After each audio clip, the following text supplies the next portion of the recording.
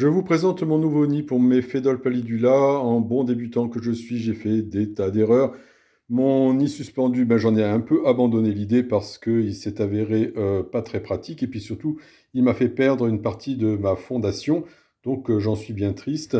Ma fondation que vous voyez là dans le tube qui a été placé, un petit tube qui a été placé dans un tube plus grand, ma fondation, il reste l'agine, deux majors et deux ou trois ouvrières, c'est très très peu.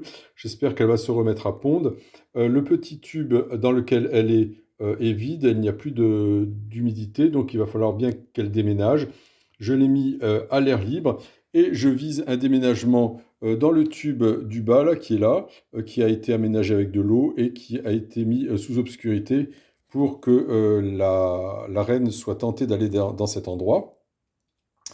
Voilà, et puis j'ai un troisième tube qui est l'air de chasse, qui est un tube entièrement fermé où elles ne pourront pas s'évader. Air de chasse où j'ai mis quelques graines concassées, et puis de l'œuf et du miella sur un coton-tige qu'on peut voir ici. Elles peuvent y rentrer par ce système de tuyaux. Donc, tout est ramifié par des tuyaux qui permettent des chemins. C'est des tuyaux que j'ai voulu à l'horizontale, beaucoup plus faciles à emprunter que les tuyaux plus verticales que j'avais fait sur mon nid suspendu. J'espère qu'elles seront tentées d'aller se balader à l'intérieur. J'ai un petit peu peur parce qu'il reste plus de couvain. Et j'espère qu'elle va se remettre à pondre. Je vous présente aussi le matériel que j'ai utilisé. Donc, il y a cet objet-là qui est très sympathique. Je l'ai trouvé à Leroy Merlin. C'est en fait un porte bijou, non pas plutôt bijou, mais objet de maquillage pour salle de bain en plexiglas. Il est très très bien. Il a six trous qui me permettent de mettre des tubes comme ça d'un diamètre de 20 centimètres, de 2 centimètres.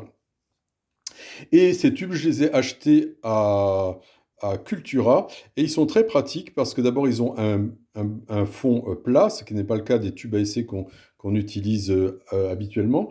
Et surtout, ils peuvent être fermés de façon hermétique par un bouchon que je prends sur des bouteilles d'eau minérale, comme on peut voir ici. Alors, j'ai pas mis de bouchon comme ça partout parce que il faut quand même que je puisse leur donner des moyens de respirer. Et ça, c'est quand même un bouchon hermétique. Mais je l'ai mis sur l'air de chasse parce qu'il est facile à enlever. Et je vais pouvoir comme ça remplir l'air de chasse facilement sans être obligé de tout déstabiliser et de faire vibrer le tout. Comme il y a six trous pour des tubes, je vais pouvoir agrandir ce nid au moins jusqu'à 6, voire un peu plus. Il suffira que je fasse des bifurcations.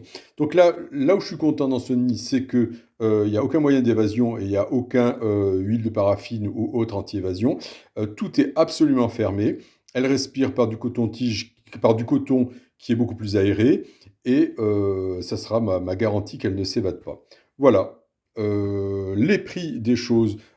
Chez Leroy Merlin, j'ai acheté ça 3,40 € pièce, donc c'est vraiment pas cher. Les tubes à essai chez Cultura, bon, sont un peu plus chers puisque c'est 1 € pièce, sachant que dans le Laborantin ou autres fournisseurs, on peut en avoir des pas chers du tout. Mais bon, voilà, j'étais dans l'urgence. Et j'espère que ce nid trouvera sa place. En tout cas, je le trouve plutôt esthétique. Et puis, voilà, j'espère surtout que ma reine va se remettre à avoir le moral et à faire des petites ouvrières.